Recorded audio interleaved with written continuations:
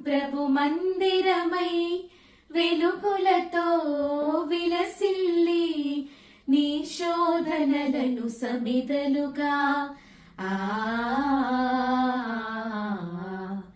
ప్రతి హృదయం ప్రభు మందిరమై వెలుగులతో విలసిల్లి నీ శోధనలను సమిదలుగా